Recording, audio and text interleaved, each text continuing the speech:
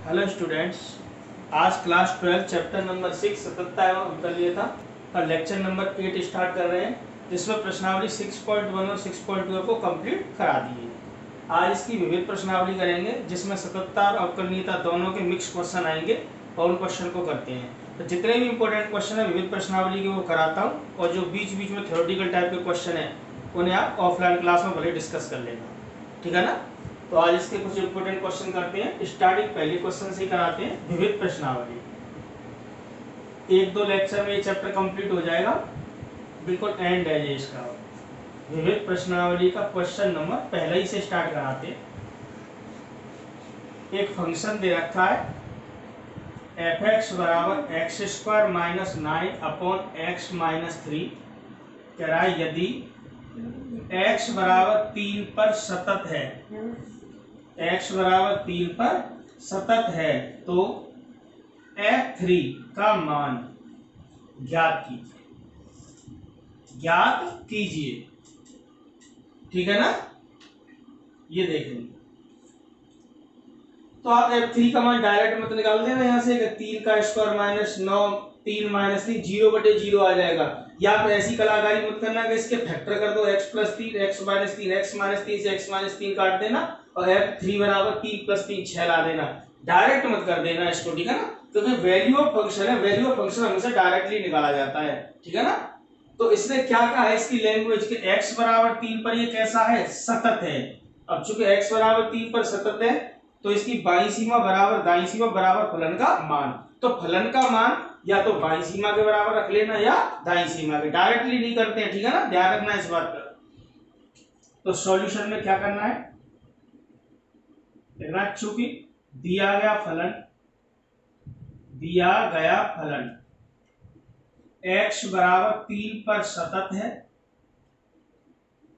इसीलिए इसकी बाईं सीमा बराबर दाईं सीमा बराबर वैल्यू ऑफ फंक्शन। ये तीनों मान कैसे होंगे, बराबर। तो या तो बाईं सीमा निकाल लो या दाईं सीमा, जो दाईं सीमा या बाईं सीमा होगी वही फलन का मान। डायरेक्ट मत कर देना, देखो ये गलती मत करना कि f3 का मान डायरेक्ट निकाल लो।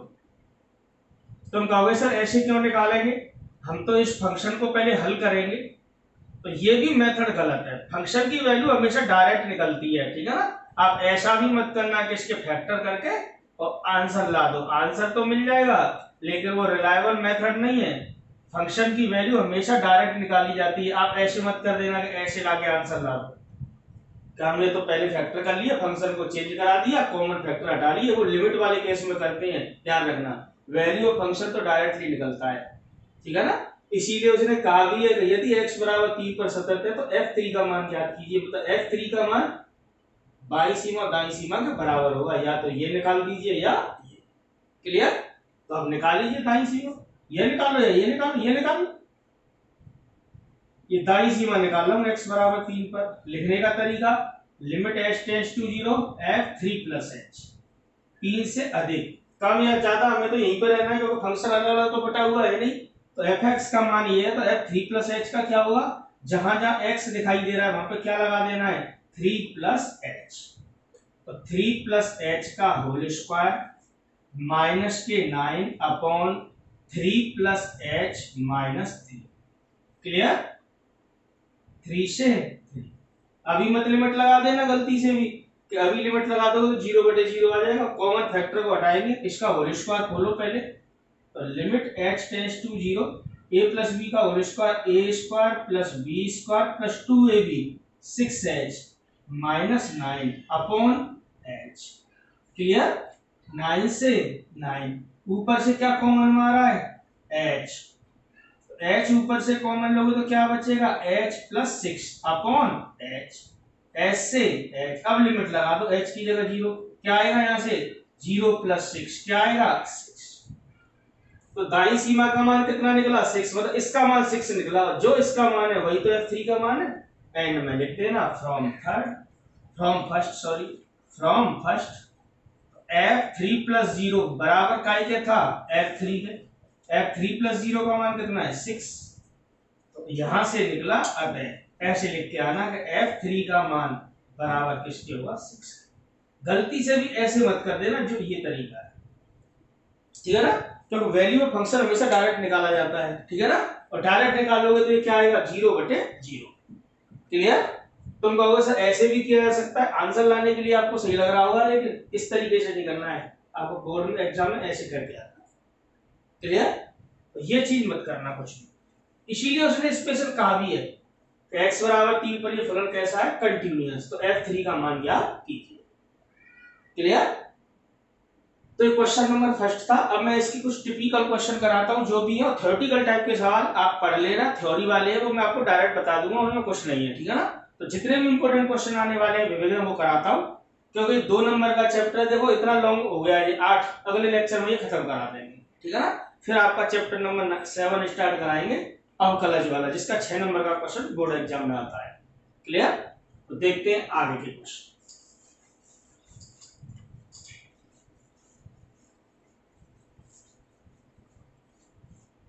तो क्वेश्चन नंबर पहला हो गया है। क्वेश्चन नंबर सेकंड देखो इसी टाइप का है, आप विविध प्रश्नावली के सवाल देखोगे तो ये कह रहा है कि x का मान m का मान ज्ञात कीजिए, x बराबर 0 पर फलन कैसा है, सतत है। तो वही x बराबर 0 पर सतत है, तो दाईं सीमा फलन का मान, तीनों मान कैसे होंगे, बराबर, रखकर सॉल्व करा देना। क्वेश्चन नंबर थर्ड देखिए, इंपॉर्टेंट क्वेश्चन है, इसमें प्रसार करना पड़ेगा लॉग वाले का। क्वेश्चन नंबर थर्ड कराता हूं मैं आपको, थोड़ा अच्छा सवाल है। एक फंक्शन दे रखा है fx, इसी टाइप का सवाल है। क्या दे रखा है इसमें, log 1 plus mx minus log 1 minus nx, log 1 plus mx minus log 1 minus nx upon क्या दे रखा है x, यदि x is not equal to 0, और क्या दे रखा है, लैम्डा यदि x इक्वल टू 0। वो ये कह रहा है इसमें कि x बराबर 0 पर ये फलन सतत है, तो लैम्डा का मान ज्ञात कीजिए। ये कह रहा है यदि फलन, पूरा क्वेश्चन इस प्रकार है कि यदि फलन fx बराबर ये x बराबर 0 पर सतत है, तो लैम्डा का मान ज्ञात कीजिए, लैम्डा का मान ज्ञात कीजिए, ठीक है ना। अगर कोई फलन सतत होता है तो तीनों चीजें इक्वल होती हैं, ठीक है ना। अब दो चीज कहीं एक ही जगह से निकल रही हो तो एक ही चीज निकालो, ठीक है ना। जैसे आपको क्या करना है, सॉल्यूशन में लिखना है कि दिया गया फलन x बराबर 0 पर क्या है, ये सतत है, कंटिन्यूअस है, इसीलिए इसकी बाईं सीमा बराबर दाईं सीमा बराबर फलन का मान। देखिए फलन का मान तो x बराबर 0 पर कितना है, लैम्डा, तो ये वैल्यू तो लैम्डा है, और बाईं सीमा दाईं सीमा 0 से कम 0 से ज्यादा, और बाईं सीमा और दाईं सीमा यहीं से निकलेंगी, चाहे x का मान 0 से कम हो या ज्यादा हो। देखो x नॉट इक्वल टू 0 है ना, तो बाईं सीमा का मान भी यहीं से निकलेगा और दाईं सीमा का मान भी यहीं से निकलेगा, और दोनों मान कैसे आने हैं, बराबर। तो या तो आप ये चीज निकालो या ये, क्योंकि दोनों मान तो बराबर आनी है। बराबर क्यों आनी है, क्योंकि फलन सतत है, और इसीलिए बराबर भी आने क्योंकि एक ही जगह से निकलेंगे ये। समझ में आ रही है। तो डबल डबल काम मत करना, या तो लेफ्ट हैंड लिमिट निकालना बाईं सीमा, या क्या निकालना, दाईं। क्यों एक ही जगह निकालना, क्योंकि दोनों एक ही जगह से निकलेंगी और वैल्यू कैसी आएंगी, वो बराबर। समझ में आ रही है। ये तो फिक्स है ही, वैल्यू ऑफ फंक्शन f0 का मान देखो, x बराबर 0 पर fx का मान किसके बराबर है, लैम्डा के। तो या तो ये निकालो या ये। समझ में आ रही है। तो एक काम निकालो, इसको तो हटा दो, f0 का मान तो कन्फर्म है, किसके बराबर है, लैम्डा के। तो ये निकाल लाऊंगा दाईं सीमा, आप कोई भी निकाल सकते हो। लिखने का तरीका है राइट हैंड लिमिट है, लिमिट a पर लिखते हैं तो a प्लस 0, 2 पर 2 प्लस 0, 0 पर चेक कर रहे हैं, किस पर चेक कर रहे हैं, 0 पर, तो 0 के लिए 0 plus 0, limit h tends to 0, f0 plus h, 0 से अधिक, तो कम या ज्यादा हमें तो यही रहना है। fx का मान ये है, x के स्थान पर क्या है, 0 प्लस h, x के स्थान पर 0 प्लस h लगा दो। 0 प्लस h का मतलब एक तरीके से क्या रहा, h, तो ऐसे डायरेक्ट भी लगा सकते हैं, एक स्टेप बचा के। अरे 0 प्लस h का मतलब h ही तो आएगा, तो यहाँ h लिख दो। तो log 1 plus mh minus log 1 minus NH, यहाँ x की जगह 0 प्लस h लिखना था। क्या लिखना था? 0 प्लस h। लेकिन 0 प्लस h का मतलब क्या होगा? h ही तो आएगा, तो एक स्टेप बचा लिया है। 0 प्लस h क्या होगा? h। अरे यहाँ 0 प्लस h लिखना है, तो 0 प्लस h का मतलब h। क्लियर? अब क्या करें? लिमिट अभी लगा मत देना, h की जगह 0, log 1 minus log 1 upon h। log 1 minus log 1 क्या आएगा? 0/0। इनडिटरमिनेंट फॉर्म हो जाएगी, तो अभी मत कर देना ये काम। आप इनका प्रसार कीजिए, तो log 1 प्लस x और log 1 माइनस x दोनों का प्रसार खोलिए यहाँ पे, ठीक है ना? तो log 1 प्लस x और 1 माइनस x की आपको एक्सपेंशन लिखाए थे। log 1 प्लस x किसके बराबर होता है? x minus x square upon 2 plus X Q upon 3 minus x की पावर 4 अपॉन 4x। एक प्लस में चलता है और एक माइनस में। फैक्टोरियल आते नहीं है, x से स्टार्टिंग होती है। और log 1 माइनस एक्स किसके बराबर होता है? सब ऑल टर्म्स नेगेटिव हो जाते हैं। ये चीज आपको पता होनी चाहिए। क्लियर?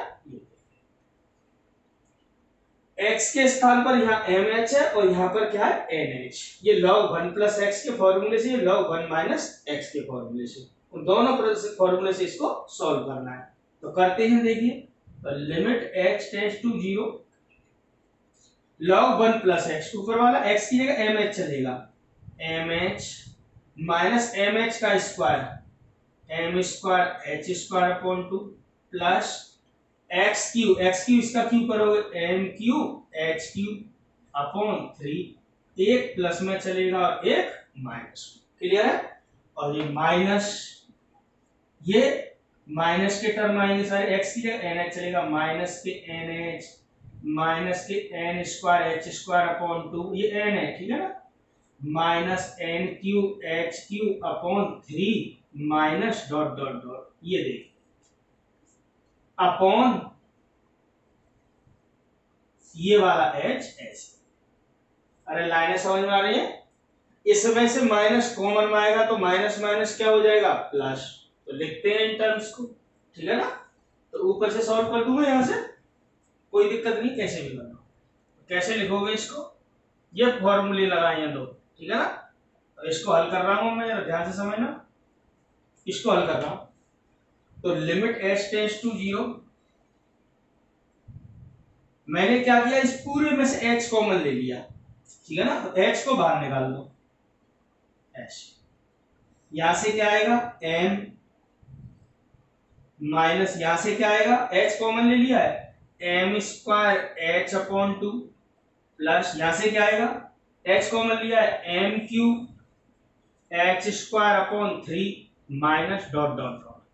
यहाँ इसमें से h निकाल लिया और माइनस बाहर निकाला है, तो माइनस माइनस क्या हो गया? प्लस। सब टर्म्स प्लस के हो जाएंगे और h कॉमन ले लिया, तो क्या आएगा? n आएगा प्लस n स्क्वायर h आएगा upon 2 plus n cube h square आएगा upon 3 plus dot dot dot, ये देखिए अपॉन h। इस h से इस h को कैंसिल करा देना है। लाइन समझ में आ रही है? और बाकी में लिमिट लगा देना है। तो देखो ये m, ये 0 0 हो जाएंगे सारे टर्म, प्लस के n, ये टर्म 0 0 हो जाएंगे। टोटल वैल्यू कितनी आएगी? m plus n। तो यहां से दाई सीमा का मान कितना आया? m plus n।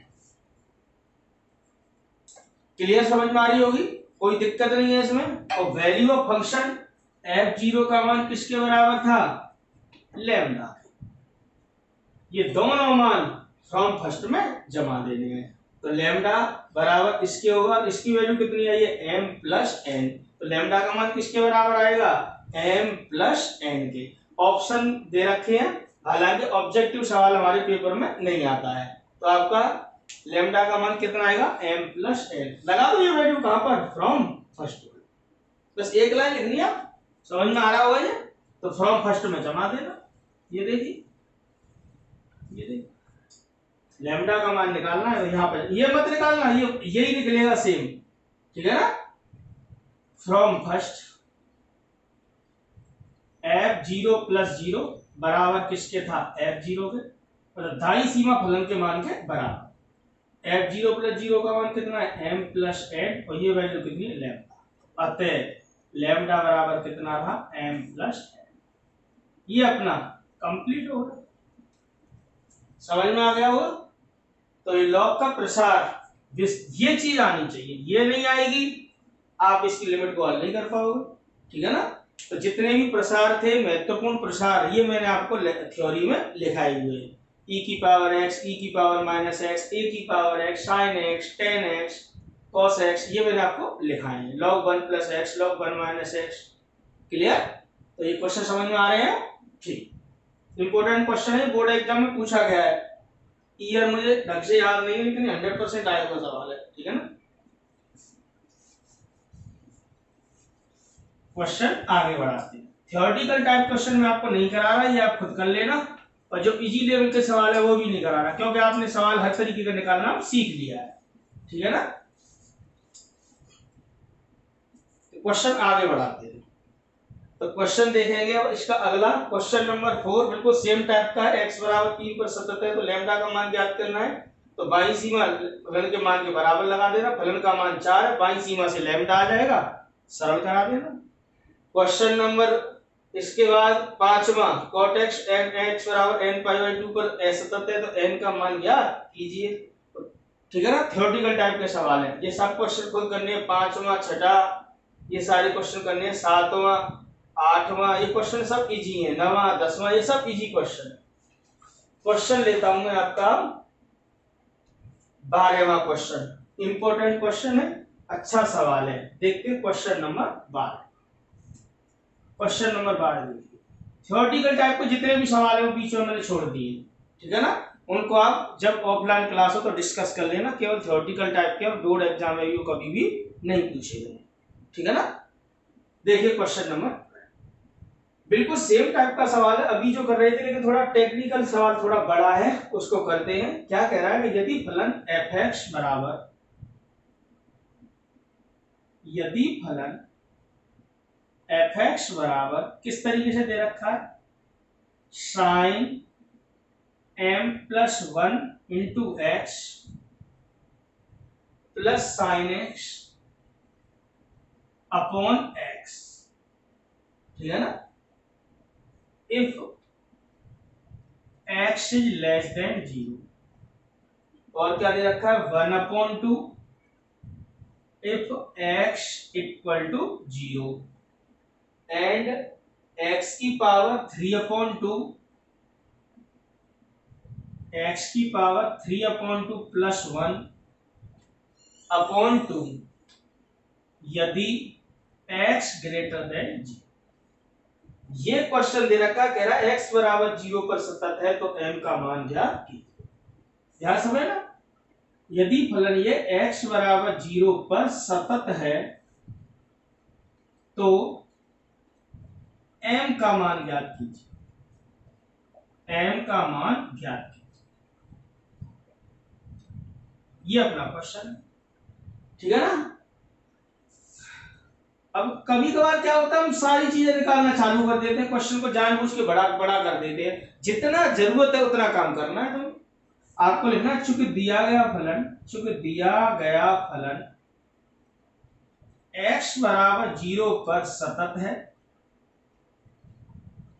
इसीलिए इसकी बाईं सीमा बराबर दाईं सीमा बराबर फलन का मान। अब यहाँ पे ये चीज निकालो किस चीज की तुम्हें जरूरत है, ठीक है ना। तीनों इक्वल होंगे, बाईं सीमा 0 से छोटा यहां से निकलेगी तो जिसमें m आएगा, क्या आएगा m, कंफर्म है। फलन का मान यहां से निकलेगा जिसकी वैल्यू कितनी है 1/2, और दाईं सीमा यहां से निकलेगी। अब दाईं सीमा और फलन का मान और बाईं सीमा तीनों मान बराबर है, देखो फलन का मान किसके बराबर है 1/2 के, दाईं सीमा यहां से निकलेगी और आएगी कैसी बराबर, तो दाईं सीमा निकालने की जरूरत नहीं है, वो कितनी आएगी 1/2। अब बाईं सीमा निकालना फिर क्यों जरूरी है, क्योंकि बाईं सीमा नहीं निकालोगे तब तक आपको m नहीं मिलेगा। क्या नहीं मिलेगा m, तो जिसका मान निकालना है वही वेरिएबल नहीं मिलेगा तो फिर सवाल करने का क्या फायदा। तो एक तो आपको बाईं सीमा निकालनी है जिसमें कि m आएगा, क्या आएगा m, और एक आपको फलन का मान निकालना है। निकालना क्या है, वो तो अवेलेबल है, कितना है 1/2।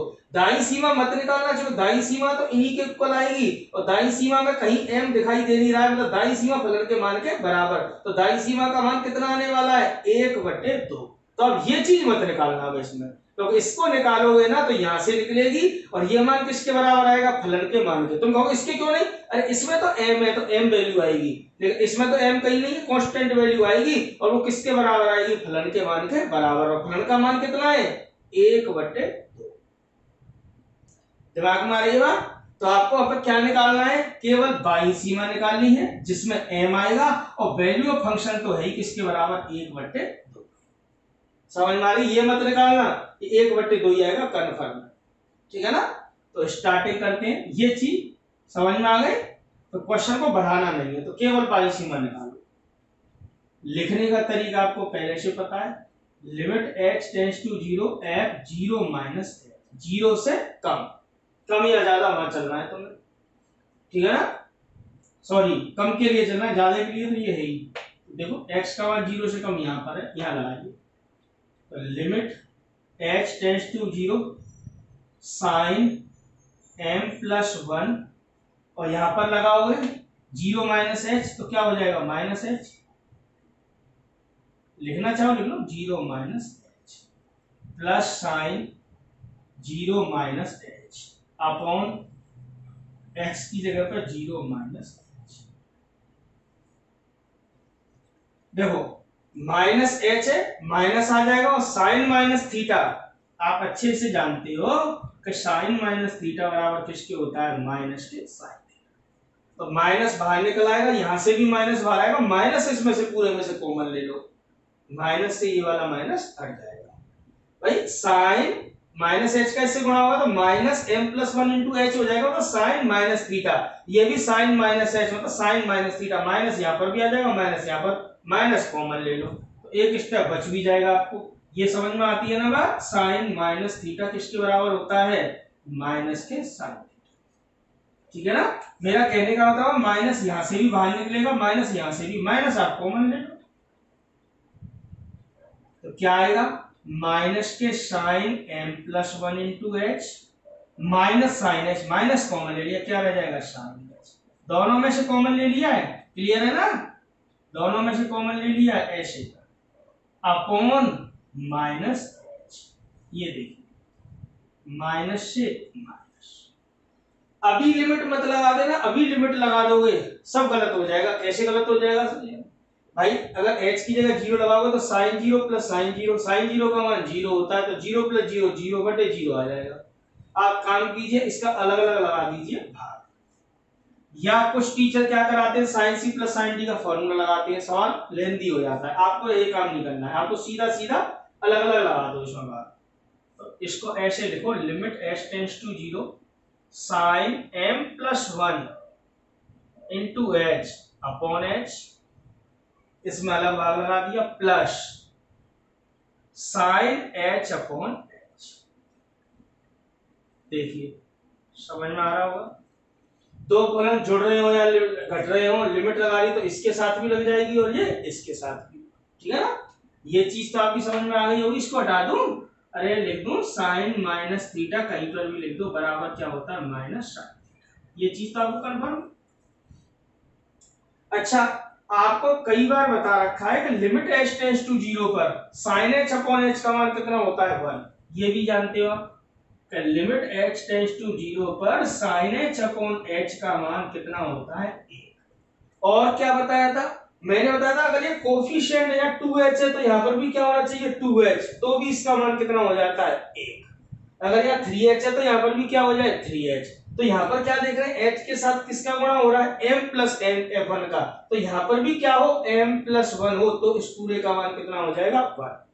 तो मैंने क्या किया है, इस वाले पद में देखिए, इस वाले पद में मैंने क्या किया, m+1 का तो ऊपर और m+1 का कर दिया नीचे, गुणा करा दिया है। समझ में आ रहा है ये काम, क्या किया है, ये m+1 इंटू एच था ना साइन, तो m+1 इंटू एच बना दिया। अब ये पूरा मान ये वाला, ये देखो ये इस पूरे का मान कितना हो जाएगा 1। लिमिट h टेंड्स टू 0 पर sin m+1 into H upon m+1 into H का मान कितना हो जाएगा 1। बाकी उसको ऐसे ही लिख लो, लिमिट दोनों के साथ लगा दिए, limit h tends to 0 sin h upon h। ये देखिए इसका मान तो बने, इसका मान भी बन हो जाएगा, दोनों के ये समान होनी चाहिए। तो क्या हो गया मान m+1 और लिमिट h टेंड्स टू 0 पर sin m+1 upon h sin m+1 into h upon m+1 into h का मान कितना हो गया 1, और लिमिट h टेंड्स टू 0 पर sin h अपॉन h का मान भी कितना हो गया 1। 1 का मल्टीपल करोगे m+1 प्लस 1 क्या आएगा m+। लिमिट समझ में आ रही है कैसे हल की है? अरे h का अलग अलग भाग लगा दिया है और sin m+1 into h upon h, तो m+1 का ऊपर नीचे गुणा कर दिया है, ये देखिए, जिससे ये पूरा मान sin m+1 into h upon m+1 into h limit h tends to 0 पर कितना हो गया 1। ये m+1 ऐसे ही, और ये तो स्टैंडर्ड रिजल्ट है ही। क्लियर समझ में आ गया होगा, कोई दिक्कत नहीं। तो यहाँ पर आपने क्या किया, बाई सीमा का मान कितना निकल के आया m+2 और फलन का मान ये निकली आपकी बाई सीमा, क्या निकली बाई सीमा, और फलन का मान किसके बराबर है 1/2। अब आप दाई सीमा मत निकालना, निकालोगे यहां से यही आएगा और ये मान किसके बराबर आएगा फलन के मान के बराबर 1/2 ही आएगा, कोई जरूरत नहीं है, ये वैल्यू चढ़ा दो यहाँ पर फ्रॉम फर्स्ट, ठीक है ना। तो बाई सीमा का मान m+2, फलन का मान 1/2, m का मान 2 को ट्रांसफर करा देना, 1/2 में से 2 जाएगा -3/2, ठीक है ना। तो थोड़ा सा वर्क और करना है इसमें, ठीक है ना, दाई सीमा मत निकालना, सवाल बड़ा हो जाएगा। तो केवल क्या करना है आपको, ये थोड़ा सा वर्क कर देना, ये वैल्यू लगा देंगे फ्रॉम फर्स्ट, फ्रॉम फर्स्ट।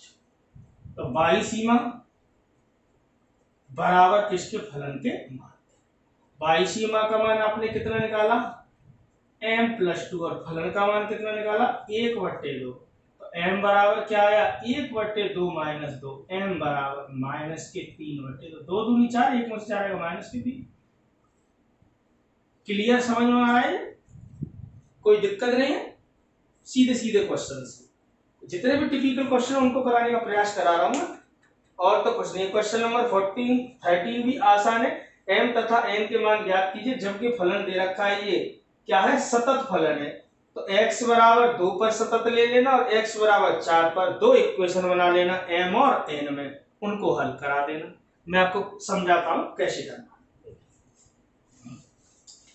थोड़े लेंथी क्वेश्चन है, तो आपके पेपर में 90% ऐसे ही क्वेश्चन मिलता है, लैम्डा का मान ज्ञात कीजिए, m का n का, ऐसे ही कोई भी एक अननोन वैल्यू पूछ लेगा, अज्ञात राशि। क्वेश्चन नंबर देखते हैं कौन सा है 13, ये 12 क्वेश्चन था, समझ में आ गया होगा।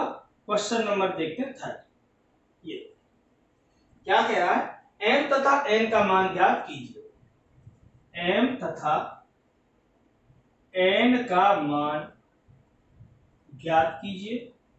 क्वेश्चन उसका ऐसे है, ठीक है ना, जबकि निम्न फलन सतत फलन हो, जबकि निम्न फलन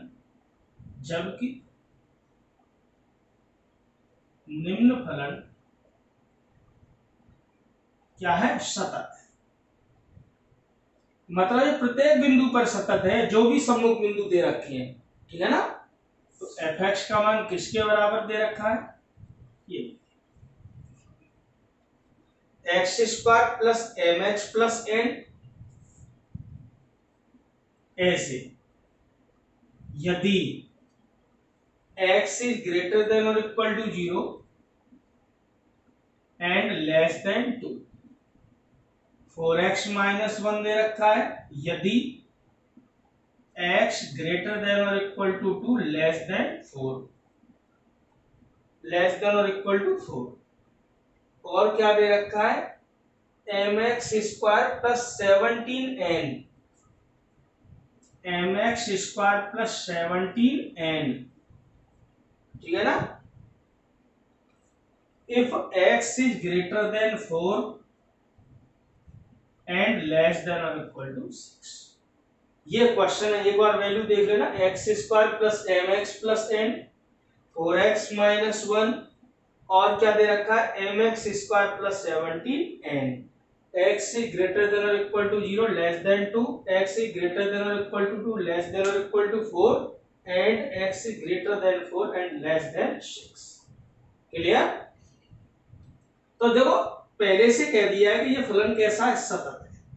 अब m और n के दो मान निकालने हैं तो दो ही इक्वेशन बनानी है आपको m और n में। जैसे 10th क्लास में हल करते थे समीकरण, दो चर वाले रेखिक समीकरण, जैसे 3x + 5y = 15, x - 7y = 8, तो x और y के मान निकालने के दो ही समीकरण तो चाहिए होते थे। तो m और n के दो मान निकालने तो दो ही समीकरण बना लो। अब चूंकि x बराबर दिया गया फलन सतत है तो x बराबर 2 पर भी सतत होगा और 4 पर भी, ठीक है ना। तो दो इक्वेशन बना लेंगे, x बराबर 2 पर सतत है वहां से और 4 पर। 0 6 को मत लेना, पूरा अंतराल में 0 से 6 है। आपको तो केवल जो सम्मुख बिंदु दे रखे हैं, मतलब 2 पर बाईं सीमा निकल सकती है, दाईं सीमा मतलब x का मान 2 से छोटा भी है, बड़ा भी है, बराबर भी है, तीनों चीज निकल सकती है ना, बाईं सीमा दाईं सीमा फलन का मान। जैसे x बराबर 4 पर x का मान 4 से छोटा भी है, बड़ा भी है और बराबर भी है, मतलब बाईं सीमा दाईं सीमा फलन का मान सब निकल सकते हैं। और दो चीज अगर एक ही जगह से निकल रही हो तो एक ही चीज निकालते हैं, ये दिमाग में रखना। तो चूंकि दिया गया फलन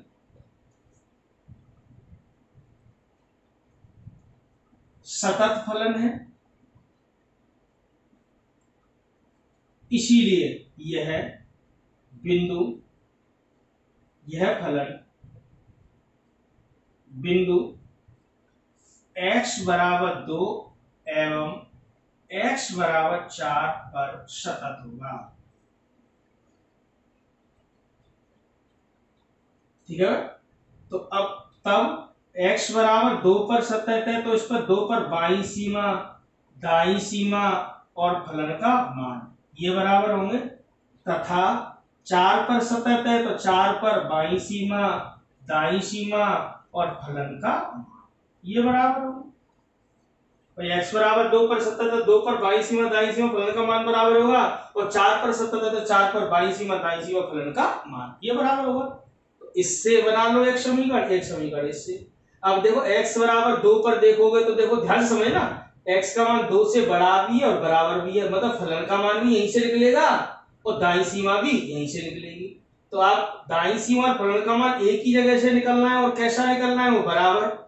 समझना मेरी बात? तो या तो दाईं सीमा निकालो या फलन का मान, फलन का मान जल्दी निकलेगा तो फलन का मान निकाल लो। तो एक वैल्यू तो ये निकालो और एक वैल्यू ये निकालो। ये क्यों? क्योंकि ये लोग तभी तो m और n आएंगे। क्लियर? समझ में आ रहा है? तो दाईं सीमा 2 से छोटे के लिए, और x बराबर 4 पर देखा जाए तो 4 से छोटा या बराबर, मतलब बाईं सीमा फलन का मान यहां से निकलेगा। तो या तो बाईं सीमा निकालो या फलन का मान, तो फलन का मान निकाल लो, जल्दी निकलेगा। और दाईं सीमा यहां से निकलेगी जिसमें m और n आएंगे, तो दाईं सीमा। तो x बराबर 4 पर तो मैं दाईं सीमा और फलन का मान निकालूंगा। बाईं सीमा क्यों नहीं निकालूंगा? क्योंकि बाईं सीमा और फलन का मान एक ही जगह से निकल रहे हैं, देखो दोनों मान बराबर है, तो या तो ये निकालो या ये, तो मैं ये नहीं निकालू, इजी जल्दी निकलेगा। ऐसी x बराबर 2 पर बाईं सीमा निकाल रहा हूं और फलन का मान दाईं सीमा क्यों नहीं निकाल रहे? क्योंकि दाईं सीमा और फलन का मान एक ही जगह से निकलेगा। देखो x बराबर 2 पर 2 से बड़ा और बराबर, तो यहां से निकलेगा ये मान और ये मान, दोनों मान बराबर है, तो ये निकालना है ना। तो कौन सूटेबल है ये आप देख लेना। दो चीज अगर बराबर है और एक ही जगह से निकल रही है और इजी वाली पहले निकाल लो। क्लियर है? तो निकालो। तो x बराबर 2 पर एक तो बाईं सीमा और फलन का मान, और x बराबर 4 पर दाईं सीमा और फलन का मान, दो कंडीशन बना लगा दो। x बराबर 2 पर बाईं सीमा limit h tends to 0 f2 minus h, 2 से कम यहाँ है, तो fx का मान इसके बराबर है f2 माइनस h का, x की जगह 2 माइनस h लगा दो, 2 माइनस h का whole square plus m into 2 minus h plus n। मैंने आपको बार बार बता रखा है, लिमिट कभी भी लगा दीजिए आप, बस इनडिटरमिनेट फॉर्म नहीं आनी चाहिए। कोई जरूरत नहीं है होल स्क्वायर खोल लेगा, ऐसा कोई दिक्कत नहीं है, ठीक है। बस इनडिटरमिनेट फॉर्म से बचना है। 0/0 infinite upon infinite, 0 into infinite, infinite minus infinite, ये बातें काफी बार हो चुकी है, ठीक है ना। ये आपके ये 7 निर्धारित को ये चीज नहीं आनी चाहिए, कभी भी लिमिट लगा लो, तो होल स्क्वायर खोलो या मत खोलो कोई फर्क नहीं पड़ता। तो यहाँ पर लिमिट लगाओगे 2 माइनस 0 का whole square plus m into 2 minus 0 plus n, क्या आएगा, 2 का वर्ग कितना हो जाएगा 4 प्लस 2m प्लस, तो 2m प्लस m प्लस 4, ये बाई सीमा का मान आ गया। ठीक है ना, बस एक चीज और निकाल ली, बाई सीमा निकल गई है x बराबर 2 पर, तो x बराबर 2 पर। ठीक है ना, बाई सीमा निकल गई x बराबर 2। ठीक है ना, लिखना कोई जरूरी नहीं है, ये ऑलरेडी हम लिख चुके हैं। बाई सीमा का मान निकल गया, एक निकाल लो वैल्यू ऑफ फंक्शन। आप कहोगे सर ये क्यों नहीं निकाल ले आप, अरे x 2 से अधिक और 2 के बराबर यहीं पर है फलन, तो एक ही जगह से निकलना है, एक ही चीज निकालो। तो f2 का मान यहां से निकलेगा, क्या आएगा 4 इंटू 2 माइनस 1, 4 दूनी 8 में से निकल जाएगा, क्या आएगा 7। तो बाई सीमा का मान और फलन का मान ये चढ़ा दीजिए फ्रॉम फर्स्ट। ये देखिए, तो f2 माइनस 0 का मान कितना आया, ये लिखा है 4 प्लस 2m प्लस n, और फलन का मान कितना निकला है आपका f2 का मान 7। 4 को उधर भेज दो, तो 2m प्लस n बराबर 7 में से 4 जाएंगे कितने आएंगे, इसको समीकरण नंबर दे दो। ठीक है ना, एक समीकरण बन गया m और n में। अब आ जाइए x बराबर 4 पर, किस पर, x बराबर 4 पर क्या क्या निकालना है, केवल दाईं सीमा और फलन का मान। ये क्यों नहीं, क्योंकि 4 से छोटा और 4 के बराबर एक ही जगह था, तो यहां से ही बाईं सीमा निकलेगी और यहां से ही फलन का मान। तो फलन का मान निकालना आसान है, ये निकालने में टाइम लगता है। अरे आप देख रहे हो, बाईं सीमा दाईं सीमा निकालने में टाइम लगता है, फलन का मान तो बड़ी जल्दी निकल आता है ना, इसीलिए। तो यहाँ पर मैं क्या कर रहा हूँ, दाईं सीमा निकाल रहा हूँ क्योंकि अलग जगह से निकलेगी, और एक फलन का मान यहां से, तो निकाल लेंगे f4 प्लस 0, दाईं सीमा निकाल रहा हूँ, ये क्या आएगा, limit h tends to 0 f4 plus है 4 से अधिक, 4 से अधिक यहां आना है, fx का मान कितना है, x की जगह 4 प्लस h लगाना है, तो limit h tends to 0, 4 plus h लगाना है m इंटू 4 प्लस h का whole square plus 17n, limit लगा दो, कोई दिक्कत नहीं, लिमिट कभी भी लगा देना। ठीक है ना, बस ये चीज नहीं आनी चाहिए, इनडिटरमिनेट फॉर्म लगाओ, m इंटू 4 प्लस 0 का होल स्क्वायर प्लस 17n, क्या आया 16m प्लस 17n। क्लियर, और एक निकालो फलन का मान, तो fx की वैल्यू ये है, x की जगह 4 लगाना है, तो ये तो दाईं सीमा का मान निकल गया, फलन का मान और निकाल लो। फलन का मान कितना आएगा, यहां से fx की वैल्यू 4x माइनस 1 है, जब x बराबर 4 के है, तो f4 का मान कितना आएगा, x की जगह 4 लगा दो, ऐसे 4 चौके 16 में से एक जाएगा, क्या आएगा 15। क्लियर है, ये दोनों वैल्यू आपको जमा देनी है फ्रॉम सेकंड में, फ्रॉम सेकंड। ठीक है ना, क्या चीज, f4 प्लस 0 बराबर किसके, f4 प्लस 0 का मान कितना आया 16m प्लस 17n, और इसका मान कितना आया 15। This is equation number.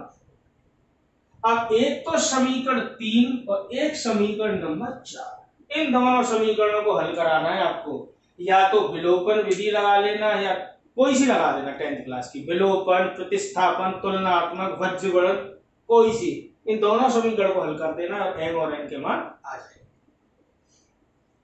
समझ में आया कितना वर्क किया है, तो ये आप इसको तो हल कर लोगे, अरे 2m प्लस n बराबर 3 और 16m प्लस 17n बराबर 15, इन दोनों समीकरणों को हल करा देना, m और n के मान आपके ज्ञात हो जाएंगे। तो केवल 2 समीकरण बनाने हैं, ठीक है ना, तो ये तो 16m प्लस 17n बराबर 15, ये समझ में आ गया हुआ, और दूसरा समीकरण क्या बना, 2m plus 3n, 2m plus n बराबर 3। अब इसको हल करोगे तो आंसर की में इसका, तो m बराबर 2 आएगा, n बराबर 1। अरे हल तो कर लोगे ना समीकरण 3 और समीकरण 4 को, अरे विलोपन विधि से हल कर देना, कोई दिक्कत नहीं आएगी। ठीक है ना, तुम कहो तो मैं कर लूं या आप खुद कर लेना, दोनों को हल कर लेना, समीकरण 3 और समीकरण 4। ठीक है ना, इतना काम करना है। इक्वेशन कैसे बनी है ये आपकी समझ में आ गया, और जो चीज जरूरत है वो निकाला, जैसे f2 का और इसका मान एक जगह से आना था, तो मैंने इसको प्रेफरेंस नहीं दिया, ये नहीं निकाला, ये निकाल दिया। यहाँ पर 4 पर बाईं सीमा और फलन का मान एक ही जगह से निकल रहा था, मतलब x का मान 4 से छोटा है बराबर यहीं पे था और एक ही जगह से निकल रहा था, तो ये नहीं निकाला, ये निकाला। तो ये चीज आपको थोड़ा सा करके चलनी पड़ेगी। क्लियर है क्वेश्चन? क्वेश्चन नंबर 14 आसान है। tan x upon sin x, x is not equal to 0 और x बराबर 0 पर 1, x बराबर 0 पर सात तथ्य का आपको परीक्षण करना है। सो कर लेना, बाईं सीमा दाईं सीमा और फलन का मान ये आप निकालना, ठीक है ना।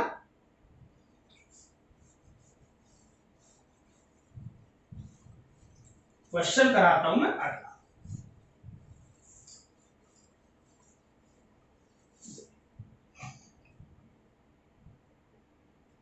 क्वेश्चन नंबर, इसके बाद देखते हैं 15, ठीक है ना। Question number 15,